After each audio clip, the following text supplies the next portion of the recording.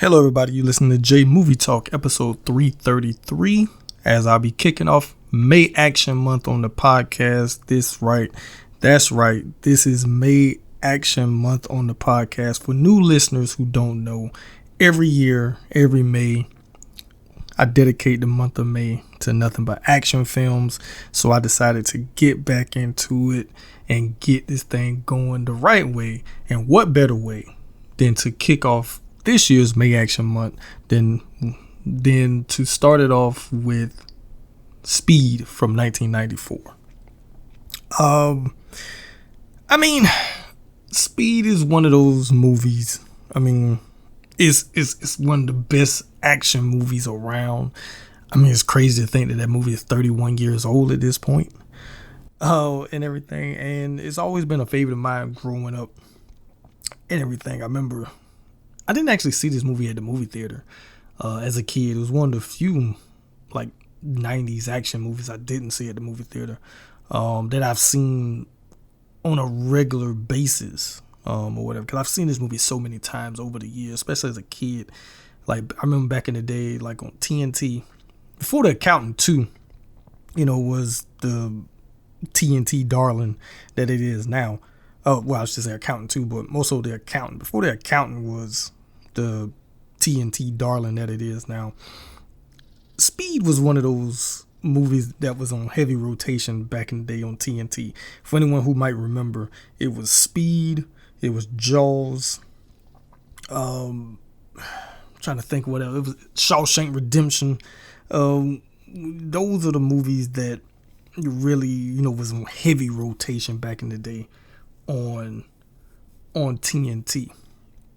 But I used to watch this movie a lot. And what's crazy about Speed is that it's not a complicated movie or anything like that. When you think about it, the whole premise of the movie is basically a bomb is on a bus, and if it drops below 50 miles per hour, it explodes. That is the essential, thing of the movie. And Detective Jack Traven has to figure out a way how to, one, make sure the bus doesn't explode, two, save all the passengers, and three, find the man who's responsible for it. So, at its core, the movie is it's a simple premise, but the stakes are high, very high, and it's tension filled throughout.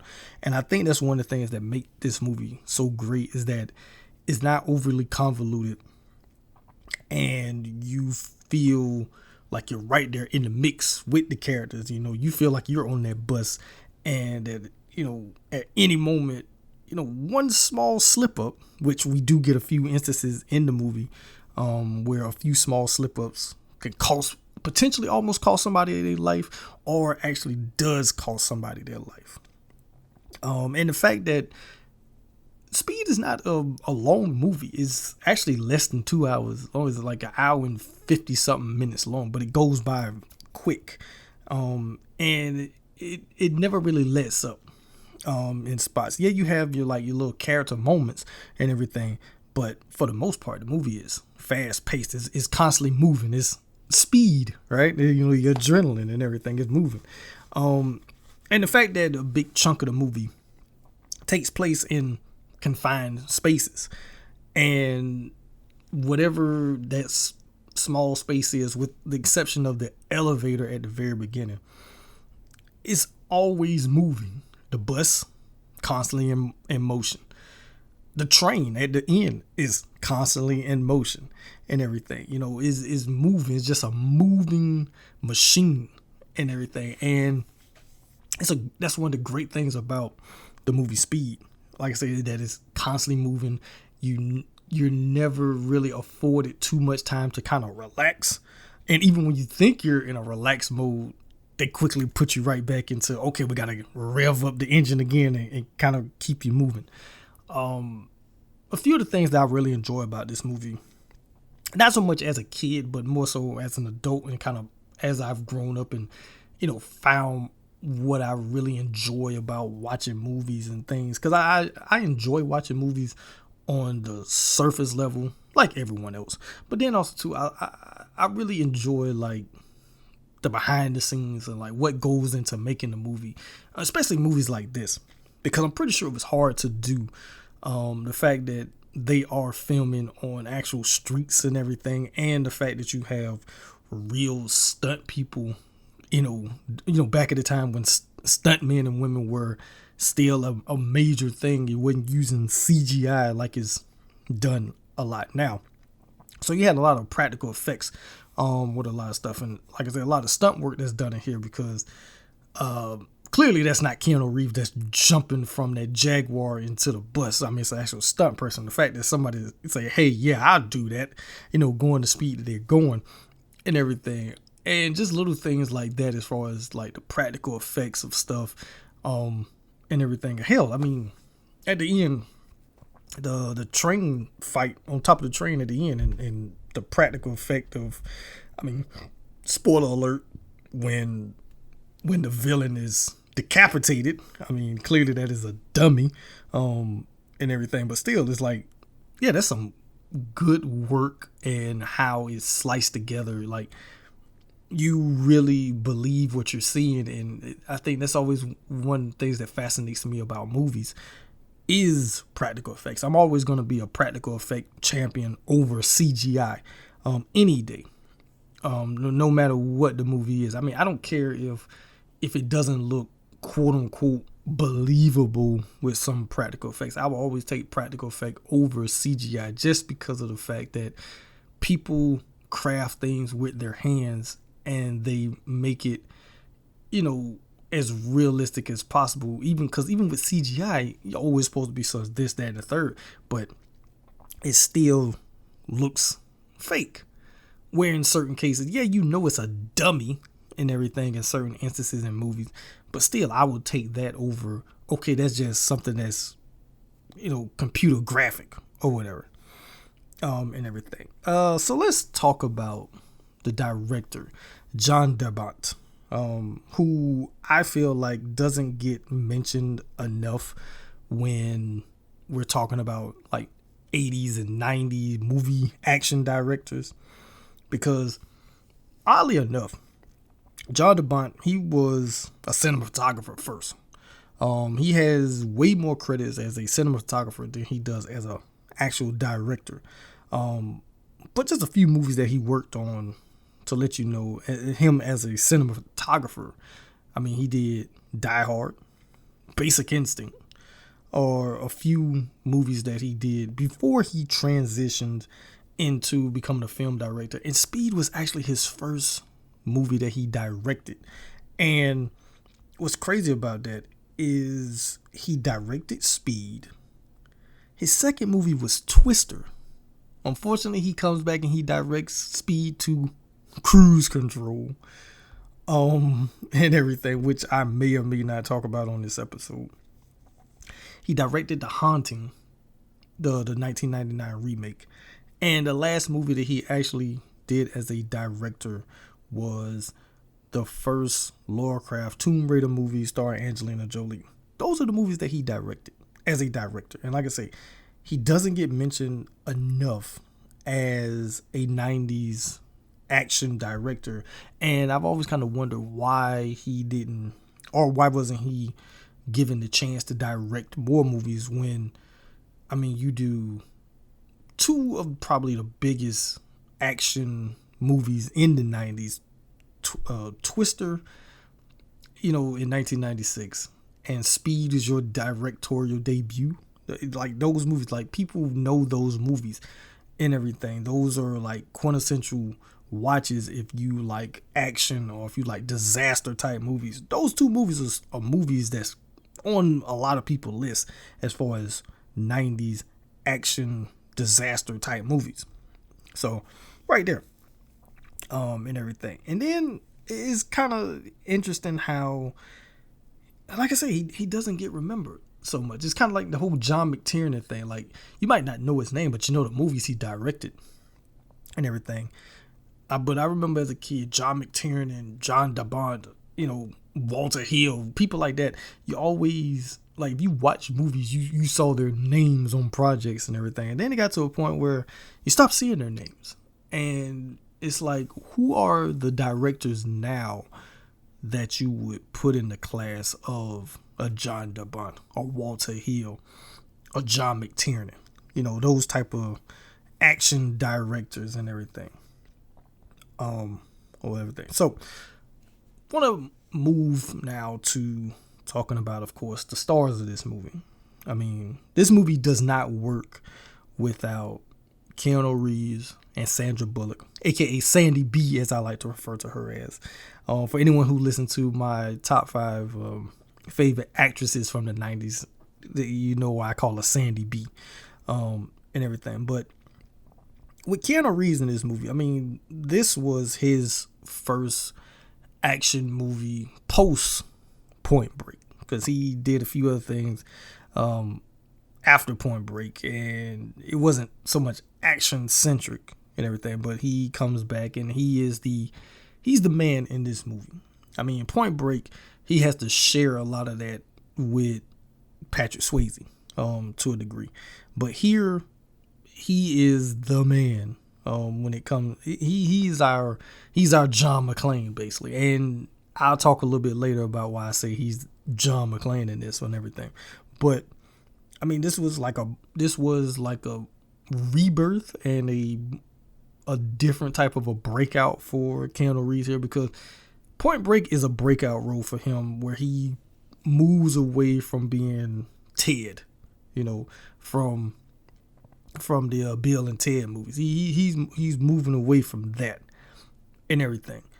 But here it's like, okay, now I am action star Keanu Reeves. And I think people kind of forget Keanu Reeves has like 3 different phases of his career.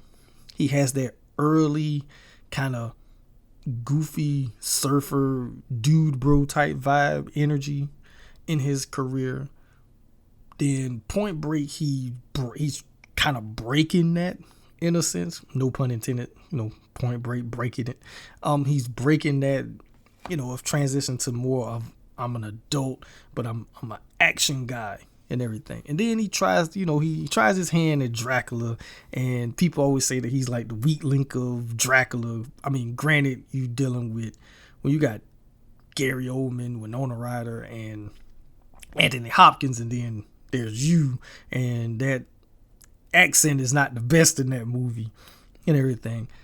So yeah, it's like, yeah, he's kind of the weak link of that movie. So coming back here, to action and everything, and he still has some of that Johnny Utah-ish about him, but he's a little bit different. It's almost like he's a little bit more seasoned. He's a little bit more, he's been through some things. Whereas in his character as Johnny Utah, he's like this young dude, but I'm a surfer and blah blah blah. And I played football and all this type of stuff.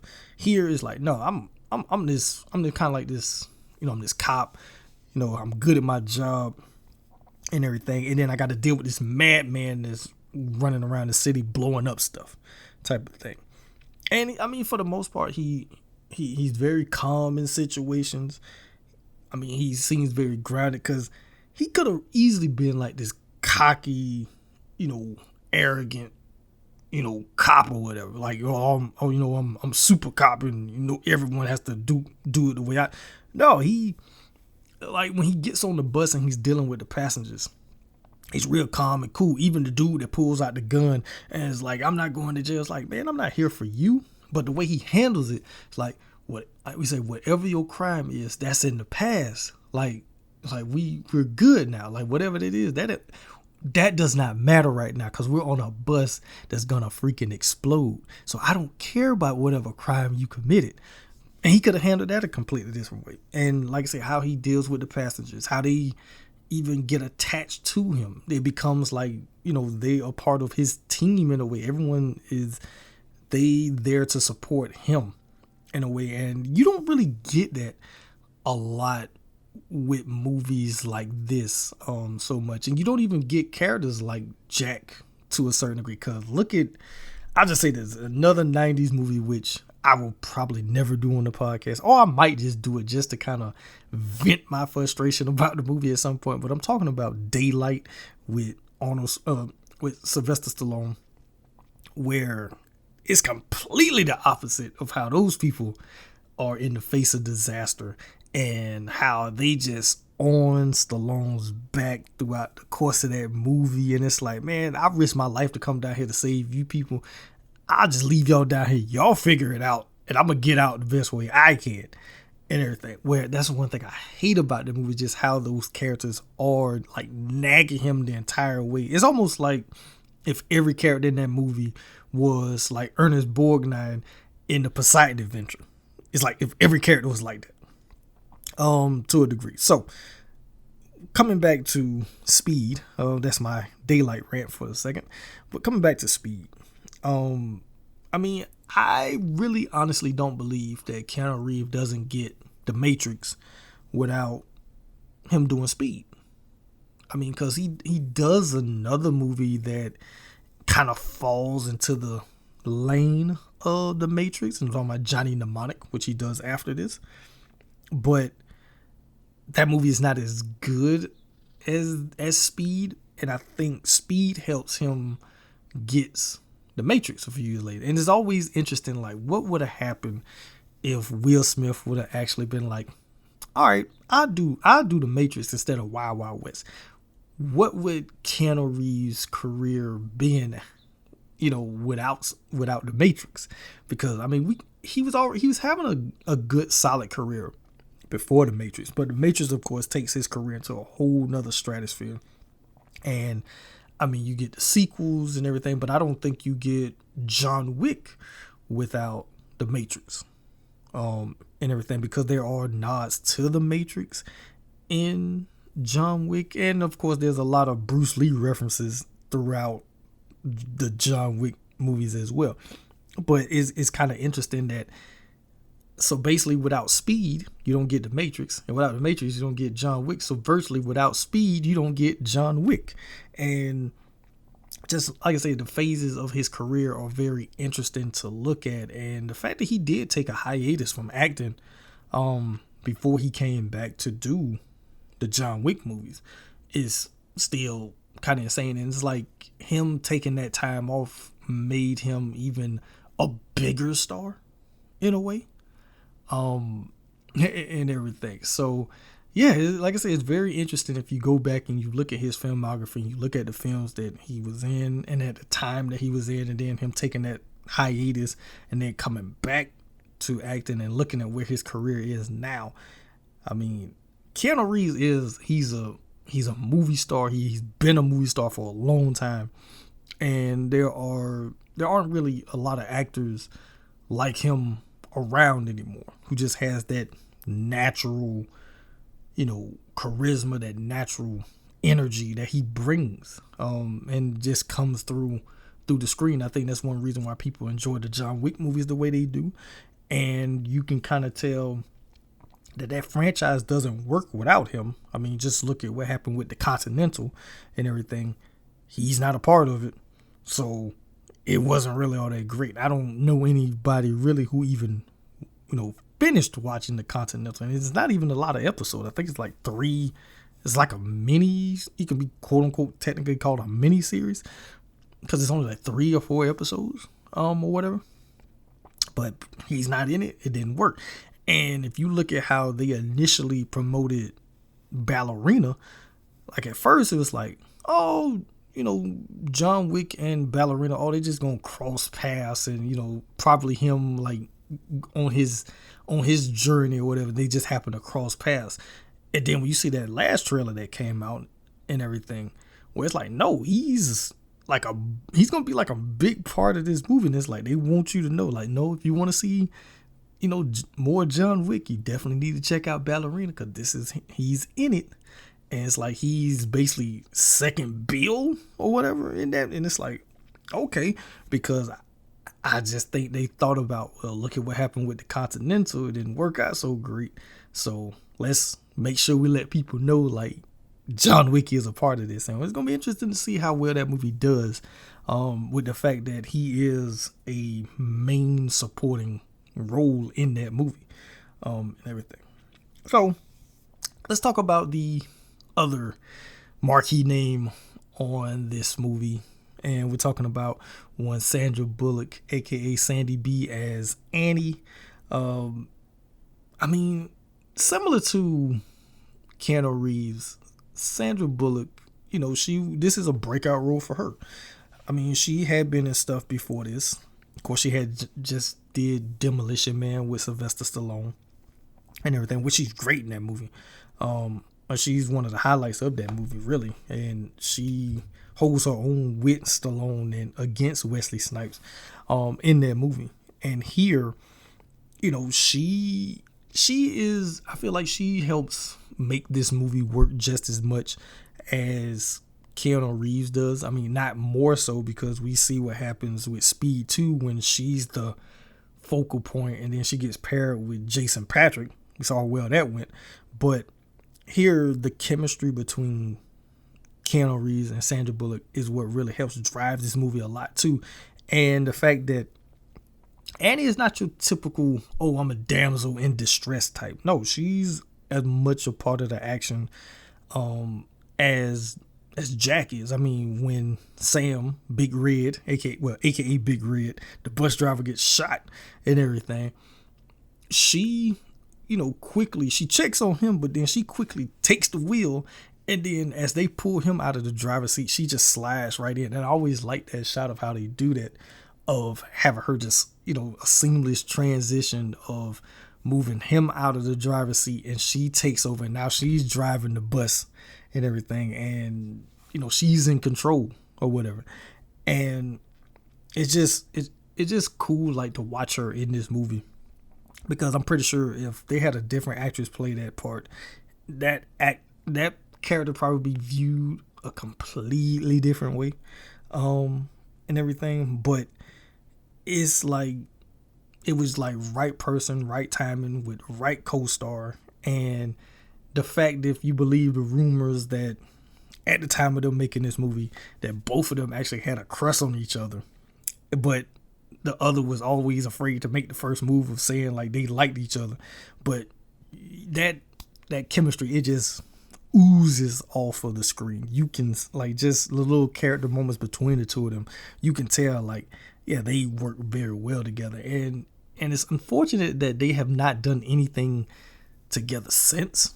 And I've always made this kind of joke comment that it'd be cool if Sandra Bullock had showed up in one of the John Wick movies, because one thing about those movies, he had no problem bringing back old co-stars from other movies. I mean, look at the fact that you had Lawrence Fishburne, as the Bowery King, showing up in the John Wick movies. It would have been cool if Carrie-Anne Moss had showed up, but then again, they got to come back and do the Matrix Resurrection together. But it would have been cool if Sandra Bullock did make an appearance in the John Wick movies. I mean, it's still up in the air whether or not we're going to get that John Wick Chapter 5. Don't know if that's going to happen, but if we do, it'd be cool if she did show up in it. But I will say this. With how terrible Speed 2 is and everything, I feel like they could easily do Speed 3 and, bring them back together. The reunion of Jack and Annie and everything, have them come back together, do Speed 3, and let Speed 3 be the unofficial Speed 2, just like how Beverly Hills Cop 4 is the unofficial Beverly Hills Cop 3. And everything. I feel like that would be a cool thing to do, just to, one, because I think people want to see them back together again. And like I said, the fact that they didn't do anything again after this kind of sucks, really, when they had such great chemistry together. And you look at how both of their careers pretty much took off, very much so, after this movie. Granted, after Speed, Sandra Bullock did not really do a lot of action stuff after this. I mean, she does do The Net, which is like a crime thriller, a few years after this. But mainly she kind of went more into that, romantic comedy route. I mean, you get While You Were Sleeping, you got the Miss Congeniality movies, and everything. Yeah, she does The Blind Side, and she wins her Oscar for The Blind Side. Granted, the true story behind that now is looked at real bad knowing how the real people moved and everything regarding Michael Orr. But I mean, she really goes away from like the action stuff probably almost 20 years up until she does Gravity and everything, and then she does Bird Box and a couple of things like that. She shows up in Bullet Train, but she's not really a part of the action in Bullet Train like that. But yeah, she kind of went away from the action thing. It'd been kind of cool if she would have did a little bit more action. Granted, Miss Congeniality has some action, but it's more of a comedy, and she spends more time in the beauty pageant stuff than she does as her being a agent and everything like that. Her and Melissa McCarthy, they did do the cop movie, the buddy cop movie together and stuff like that. But it's more comedy stuff that she really kind of leaned more into for the most part. But it would have been cool if she did do a little bit more action over the years and things like that. But like I say, one of the biggest reasons why this movie works is that relationship, that chemistry between Keanu and Sandra Bullock. Now, I would be doing a very much a disservice if I did not talk about the villain of this movie. And I'm talking about one Dennis Hopper, who is, I mean, the man is a wild man. I mean, he's very much unhinged and a very much underrated villain. When we talk about movie villains, I think a lot of times when people talk about Dennis Hopper, like him as a villain in movies, I think sometimes people kind of forget about him here. I think people would probably say him more so in David Lynch movie Blue Velvet as a villain before they would say his character of Howard Payne in Speed. But his character work here is very interesting, and it's very good too, because one thing about Dennis Hopper that kind of always made him a very good actor is that he could be very menacing in roles. He could be very erratic for different reasons. And also too, he has this weird like charisma about him that makes people like enjoy him for, even though he's this nasty, character that's running around blowing up stuff, you still find yourself drawn to his character. I call it the Gary Oldman, because for me, for a long time, I always liked Gary Oldman better as a villain than when he showed up as a good guy. Because I remember when they said that he was going to be playing Commissioner Gordon in the Batman trailer. I was like, huh? I'm like, shouldn't he be probably the Joker or whatever? That's what I was thinking. But I mean, he does a great job as Jim Gordon in those movies, and like just seeing him turn into like this middle age, he plays more nice guy character. Granted, he still has like some villainous roles that he would pop up here and there in, but for people who know, like, Gary Oldman was always better as a villain. I mean, I don't think anything will top his performance as Stansfield in The Professional. Maybe Drexel in True Romance, but you don't get a lot of him in True Romance, but you get just enough. But could you imagine a full movie of Gary Oldman as Drexel running around doing the stuff that he's doing in that movie? But Dennis Hopper, like I say here, he's very good in this movie. He's a very good villain, and he's a very unassuming villain. Cause just by looking at him, this just this old man, he got a jacked up hand. Clearly, he got injured some type of way until he starts blowing up shit and starts shooting up stuff. And my money, I always laugh at that line, because the fact that he has that little tremble in his voice when he gets his money at the end of the movie, and they rigged it with the bank die. So as soon as he opens the bag, the die explodes all over the money, and just that quivering, my money, like he was hurt, and everything. I mean, but the fact that what's interesting about his character, we don't get a lot of backstory about his character in this movie. I mean, we get enough, because that's one of the reasons why it was hard for them to figure out who he was, because it took Jeff Daniels' character, searching and everything, and then realizing, oh, he had to be, a retired cop because of how he moved and everything. It took him to figure that out. But he's, like I say, he's very unassuming, and he enjoys the chaos in the movie. I mean, look at him at the beginning of the movie, and he has no problem killing that security guard in that building when he has the elevator rigged, and then he's just watching, and way he crashes out when he realizes that they gave him the slip, as far as getting everybody off the bus, because they realize he has a camera on the bus, so they rigged the camera to where it's just on a loop, and then he figures out because there's a glitch in it, and then he crashes out and all this type of stuff and everything. Which watching Dennis Hopper crash out is one of the it's a joy to watch, really, in movies.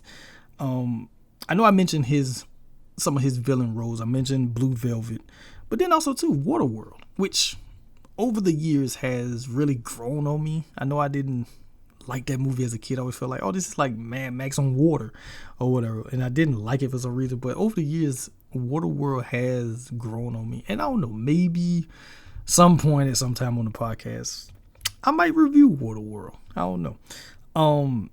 But his villain, he's the villain in that movie, and like I said, he's just very good at playing villains and things like that. But Speed is probably one of, if not his best villain work.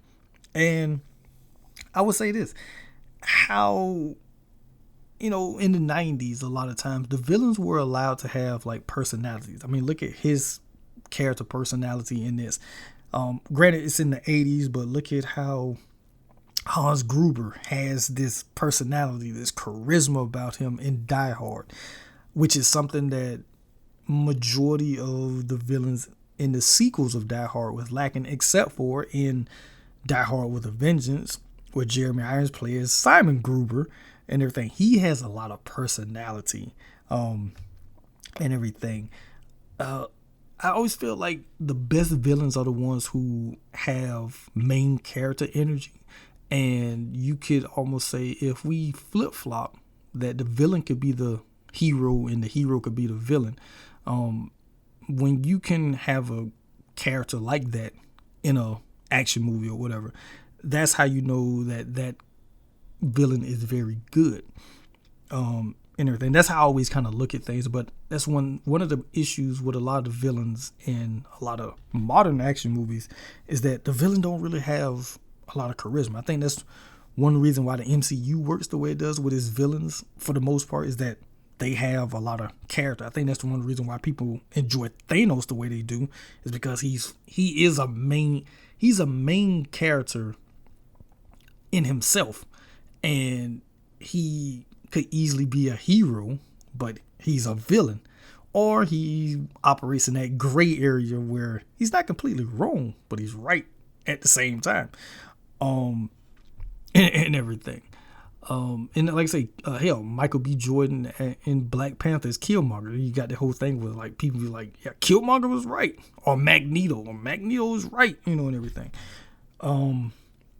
So like I say, that's what always makes very good villains to me in movies, and I think that's one thing that we're kind of lacking for the most part when it comes to movie villains, where we don't get those type of villains anymore who have as much, or if not more, charisma than the main characters, for the most part.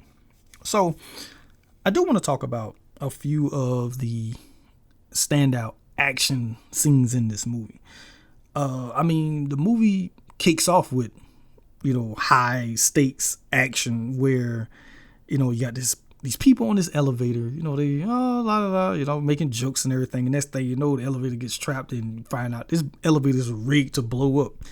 And you have Jack, Harry, and their team racing to try to get these people off this elevator so it doesn't explode with them on it and everything, and just how that whole thing plays out. And that's where we first introduced to Howard Payne as the villain, and then the whole standoff with Jack and Howard and Harry, who's been taken hostage by Howard, and everything, how that plays out and everything. I mean, that's like one of the best ways to start a movie. Hell, I mean, probably one of the first things you think about when you look at the beginning of this movie is when when Jack and Harry are driving in the car and they driving down the streets and the car is like flying through the air and it's like, what the hell is going on here and everything.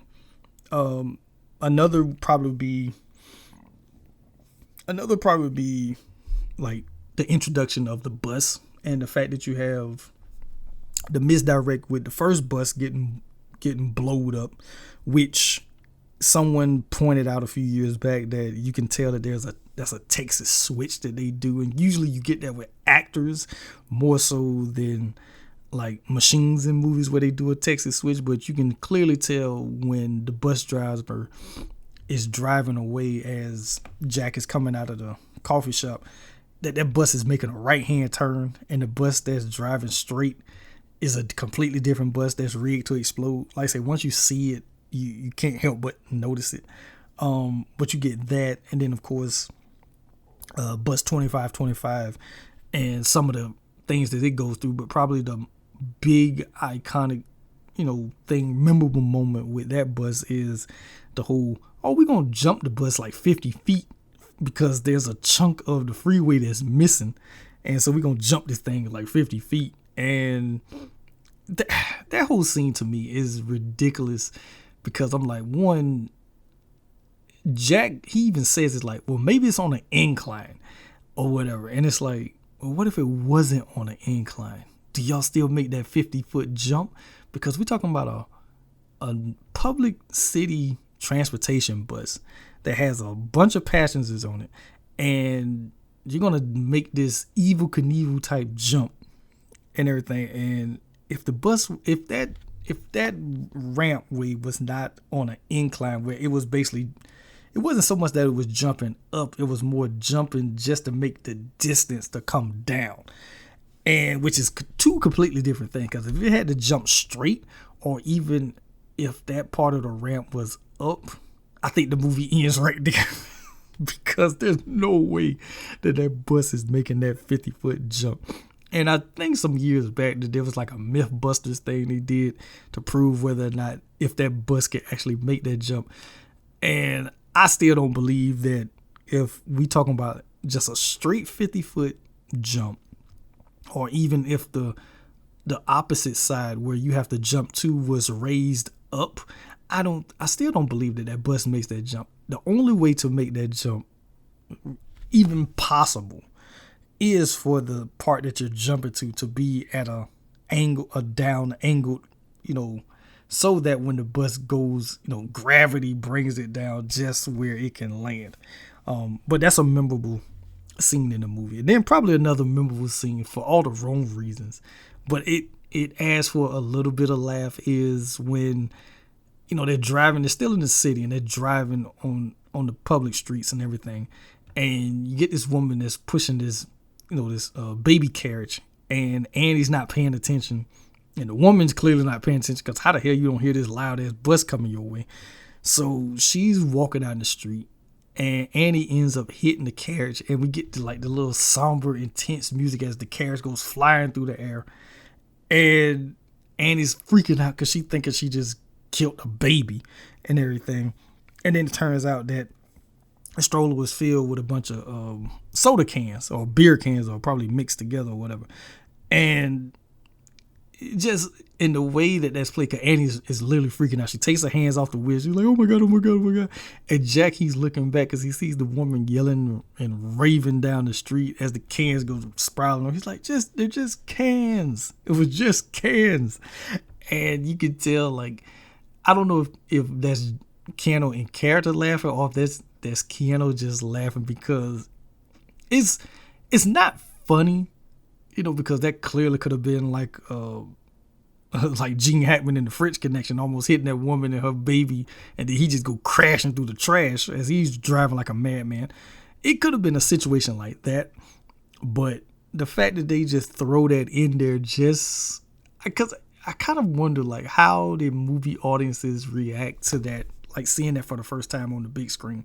Like, how did they react to that initially when she hits it? I'm pretty sure somebody was in like, oh my God. They probably react the same way Annie reacted. Because, I mean, you are thinking about, and they can't stop. That's the whole thing. They can't stop, because if they stop, everyone dies. So you have to just keep moving forward. And then you have like the SWAT flatbed transfer and everything, like how they move all the passengers off the bus onto this other thing or whatever like that. Like there's a few instances in the movie where you get your, stunt people actually doing what they do best, and in some of the cases you actually have the actors doing some of the stuff, because I know like the part with Alan Ruck's character when he almost falls and everything, it's like, no, that's actually him. I mean, unless they superimpose his face on the stunt person, but it's like, no, that's him that's there, that's like hanging on to this thing that they doing. And it's like, that's kind of crazy. Like actors would actually do, when actors do like some of the stunt work themselves, is always a good thing, because it's like, yeah, the stunt people, they get paid to do crazy shit like that. The actors, for the most part, like, I ain't doing that shit, and it just makes you wonder, like, if you're doing a movie, like if you're in a movie or whatever, like how much of the stunt work would you do, and everything? Like, would you be like, okay, yeah, I'll hang off of this right here, and y'all got me right, or are you gonna be like Tom Cruise, where, oh, I'm gonna hang on the side of this on this mountain or whatever with no harness and everything, and kind of have my come to Jesus moment and everything, my epiphany of life, or I'm gonna hang off of this side of this aircraft carrier as it's going up into the sky, and everything. I'm gonna do stuff like that. Like, which one would you be? Like, would you be like, yeah, I'll do a little bit of it just so people would say, hey, he actually did that? Or would you be like, no, I'm gonna go all out, I'm gonna be this adrenaline junkie, and I'm gonna do all the stunt work. Stunt man, you can relax and just watch me work type of situation. And then of course the subway finale and everything, like everything that's going on the train, because Annie is rigged with this explosive, and Jack got a fight with Howard. They on top of the train and all that type of stuff. Those are like memorable moments from this movie, and everything. Of course, I had too Harry's death scene when he's there in the house and he realized, oh shit, it was a trap, but it's too late, and he just accepts the fact that I'm gonna die. Type of thing. And that oh shit look that he has on his face, and everything. But one thing I did realize when watching Speed for doing this episode is that this movie is basically like three mini movies, like three little mini action movies in one, because all aspects of this movie could easily have been the full plot of the movie, and you don't have to change the name at all. Granted, of course, the big chunk of the movie takes place on the bus, of course, right? But the elevator part at the beginning is his own little confined mini movie thing. And then the subway train, with him, with Jack, Annie, and Howard. All three parts of this could have easily been its own main thing, but you get three different, things here. Three different scenarios, three different traps, basically. And you could easily still call all three Speed. And I never really realized that until, like I say, watching the movie this time. It's like, yeah, it's like three different little mini movies in one. And they all coincide with like same characters or whatever. And everything. I just like how the movie was structured like that. And again, you don't get a lot of movies like made like that, where you put a lot of emphasis on three different major set pieces and you keep the intensity for all three. Because I think if this movie was made now, I think one, you probably wouldn't get the same type of dedication and output from what we get with this movie. And everything. And I think you don't get probably the elevator sequence, and you probably don't get the subway sequence. Well, you probably do, but it's probably not as impactful, I should say, like how it is in Speed and everything. And like I said, I just enjoy how this movie, how it flows. And like I said, even though you have three different major, speed points, quote unquote, because it's all about adrenaline. That's where speed comes from, right? But the pacing is always, and I know I mentioned that earlier about the pacing and everything, but the pacing, it never really lets up. Like I said, you have a few down moments, you calm moments, but for the most part, when things really get rolling, you're not allowed to really let up or anything. And I would say this, if, like, I mean, I mentioned just a few seconds ago, but if Speed was made in 2025, and everything, would it still have its charm that it has and everything? And I'm not sure. I don't know because one thing about 1994 Speed is that it has that perfect blend of tension, has a perfect blend of heart.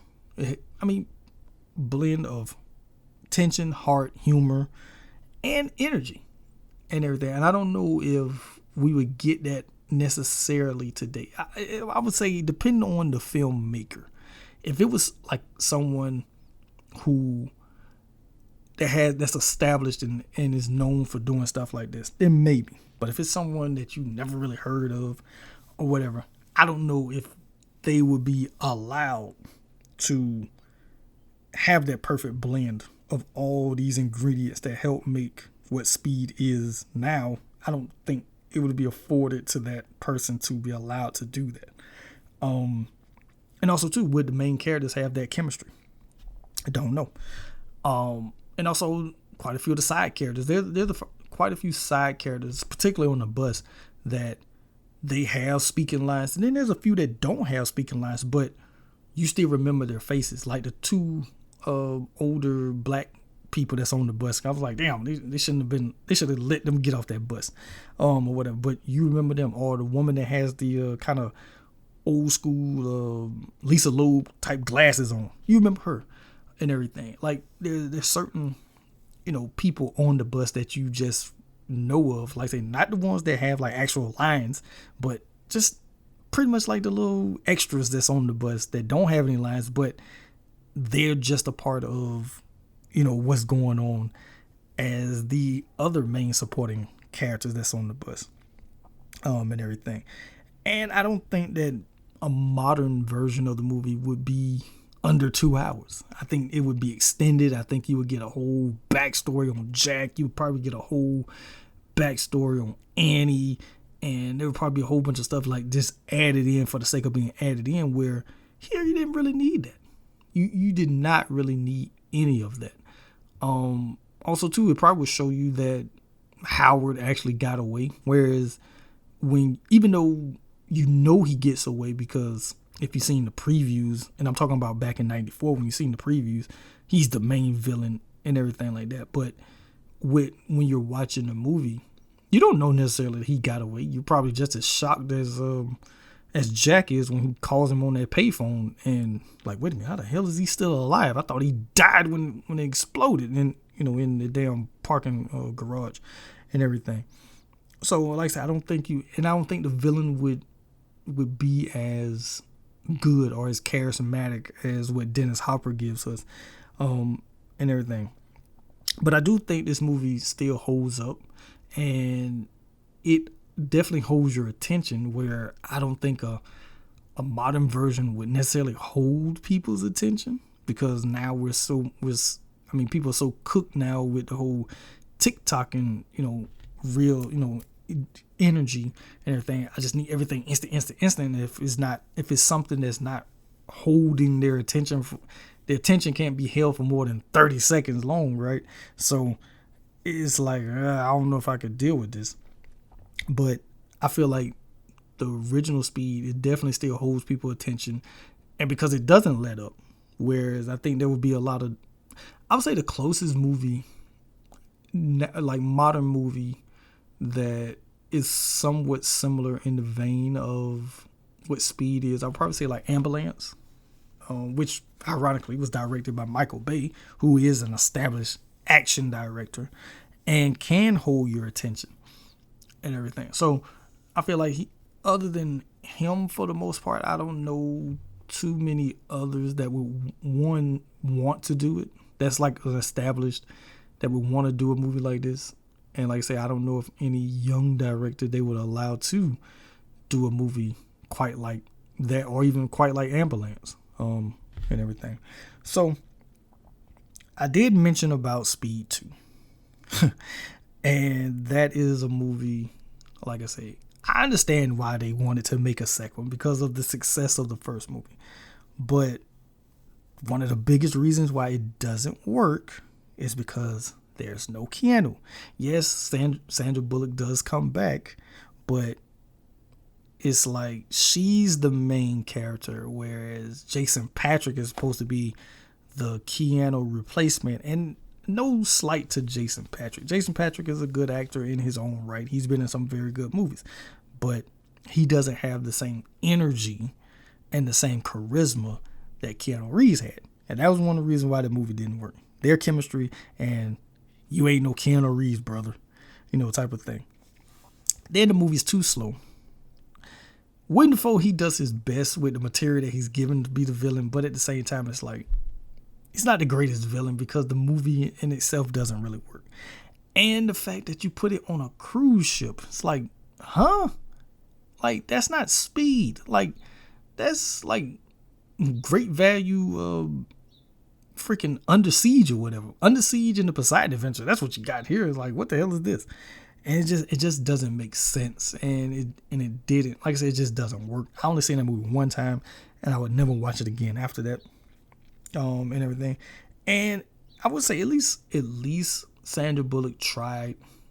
She tried to read it. And I think maybe that's the reason why she doesn't do a lot of action after that. It's like, I don't want to waste my time doing this foolishness or whatever.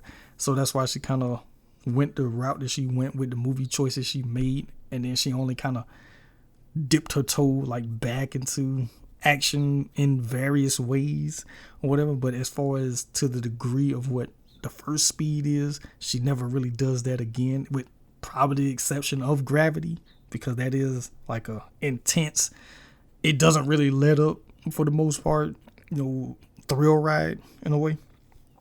But I mean, what made the first Speed work was like lightning in a bottle.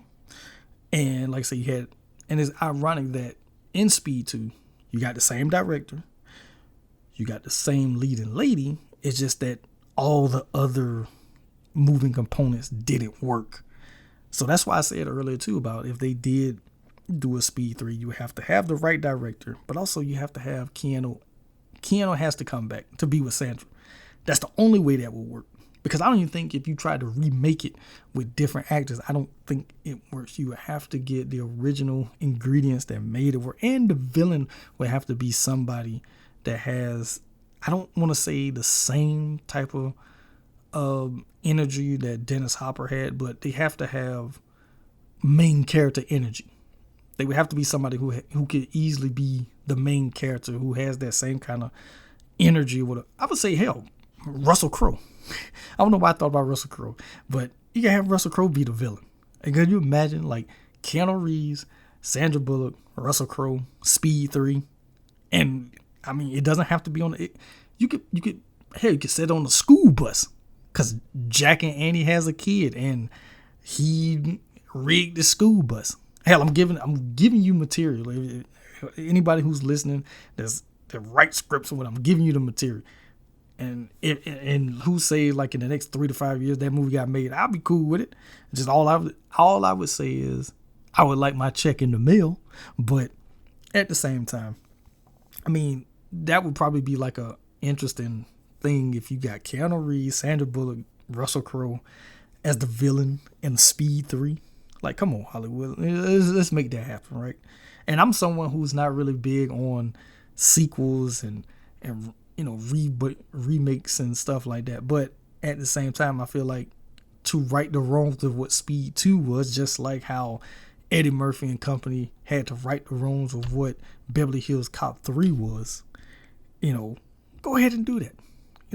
When you're righting the wrongs of something, go ahead and do it and everything. So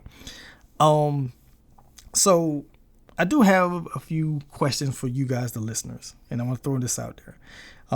So first question is, where does Speed rank for you on your list of all-time action movies? Like, where does it rank? Because I mean, it is a great movie. I feel like there have been movies who have been somewhat imitators after it, even though some have said that Speed itself is an imitator. It is in the vein of the Die Hard rip-off imitators category. That's what they like to put it. That's why I said that earlier about, he's basically like the John McClane, because clearly John McClane could have been Jack Traven. The only difference is I think John McClane would have been a little bit more chaotic, or I should say manic in a way. And to some degree, Die Hard with a Vengeance, when you think about it, is somewhat like Speed, because you have the villain, Simon Gruber, who has John McClane running around the city, with all these Simon Says things. He's rigging stuff with bombs. So in a way, Die Hard with a Vengeance kind of took elements from Speed, if you think about it, right? And everything. So yeah, like I say, so that's my first question. Where does Speed rank for you on your all-time action list? Second question is Keanu Reeves one of the most underrated action stars of the 90s? Like, I would say he can't be top tier, because top tier pretty much is, inked in stone, basically, of Stallone, Schwarzenegger, and Willis. And then your second tier is, is probably like Van Damme, Seagal, Wesley Snipes is put in there as well. And I would say Keanu probably would fall, for me at least, he would fall like second tier and everything. But where would you rank him? Where would you put him, like, for you? And if you want to put him in your top tier, you can put him in top tier. I mean, I'm just saying where he fits for me. For me, he's second tier as far as the 90s action star goes, and everything. And then my final question is, who's your favorite action movie villain? And does Hopper make your list of action villain? Like, who's your favorite? And it doesn't have to be necessarily from the 90s. You can be from any era. I mean, for me, does Dennis Hopper in Speed make my action villain list? Yes, he does. I would probably put him in the top 10. So he's in that second tier, and everything. It's kind of hard for anyone to get past, like, Alan Rickman as Hans Gruber, or Gary Oldman as Stansfield, those types or whatever. But I would definitely, if I really had to go 1 through 10 and kind of thinking about where would Dennis Hopper as Howard Payne fit, I would probably put him in that, I probably say that between that 6 and 8 spot, he would probably fit, and everything. So yeah, like I said, that's why I'm gonna ask you guys, who's your favorite action villain, and does Dennis Hopper, character of Howard Payne, make your all-time villains list and everything? And I mean, to wrap this episode up, I'll just say that Jan De Bont, he does a very good job as a director. You can tell that he was a cinematographer, henceforth why a lot of the camera work is done the way it's done, because he's coming from the position that he was in. So I'm pretty sure he had a lot of input with the cinematographer, and he probably helped work a lot of the cinematography for this film too. Sandra Bullock and Keanu Reeves in their breakout, action roles, basically, and they're together, and you can kind of see why people enjoy them the way they did, and why I feel the way I feel about them, and why I think there should be a Speed 3 reunion with them. Dennis Hopper as Howard Payne, the villain, is a joy to watch, and just him, kind of crashing out and everything at different moments and blowing things up when he just feels it necessary, because he wants to send a message, and his reasoning is kind of shaky when you really think about it, but at the same time it raises a question about how people get treated once they're no longer able to work, and everything. That is, I would say, that part of it I didn't really think too much about until this episode, because of certain things that's going on now, but it makes you does it make you do question certain things of like when people are kind of forced out and then they're not given the benefits that they were supposed to get, and it's like, I don't know, type of thing. It makes you really think about certain things, right? So, and then also too, Speed, like I said, is just one of those movies that's a joy to watch. I mean, it is on Max streaming. If you don't own it, I own it, and everything. And it looks great on that Blu-ray copy that I have. It really looks good. I'm pretty sure it looks good on Max as well and everything. But that physical copy I own, like I say, it looks really good and special features and stuff like that as well. So, I mean, that's pretty much it for this episode. Next episode is episode 334, and I will be shifting gears a little bit, still sticking around in the action realm-ish, but this one is a different type of an action movie, and I will be doing Out of Sight from 1997, starring George Clooney, Jennifer Lopez, Don Cheadle, Isaiah Washington, Michael Keaton, and a slew of others. Viola Davis in one of her earlier acting roles, and everything. That is the movie I'll be doing next week, and I will explain more why I'm putting it into this action class and everything. So for anyone who is listening on YouTube, thank you very much for listening on YouTube, checking us out on YouTube and everything. Of course, rate, comment, subscribe, and everything like that. I will be posting more stuff over on YouTube as well. I'm really trying to get the YouTube channel more engaged. I'm grateful for all the interaction I'm getting so far and continuously trying to build up over on YouTube as well, and everything. So look forward to more content being put out over there on YouTube. For everyone who's listening on, whether it's Spotify, Apple Podcasts, iTunes, whatever you call it, Good Pods, wherever you listen to your podcast at. Appreciate all the listens and streams and stuff like that and everything. Pretty much, like I say, if you're listening on the YouTube and you want to check me out on other platforms, you can definitely do so. I have all that stuff in the show notes and stuff like that over on YouTube. For everyone listening on the regular podcast catchers and everything, share it with your friends, family, strangers, whatever. Just type in TV Zone Podcast Network and go to the Movie Talk episodes like that. You can also email me if you don't want to leave comments necessarily on the YouTube or on and everything like that. You can email me at jmovietalk@gmail.com. You can send in recommendations. If you want to leave reviews like that for the podcast, how you think I'm doing, movie recommendations, what you don't like about the podcast. I'm open to all of it, and everything like that. And I would definitely read it on the show and everything. So yeah, that's pretty much it for this episode. Oh, well, I almost forgot. Also on Instagram at JMT Podcast, and everything. Also over on TikTok. J Movie Talk is over on TikTok as well, and everything like that. So definitely check me out across pretty much all of social media at this point. I'm expanding, massive expansion, as the Joker would say, right?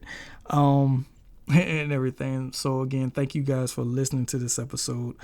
I'll be back for episode 334, where I'll be talking about Out of Sight. I'm actually going to do a live commentary watch of Out of Sight. So I'll be talking about it in real time on that episode, and everything like that. So until next time, thank you guys again for listening, and peace.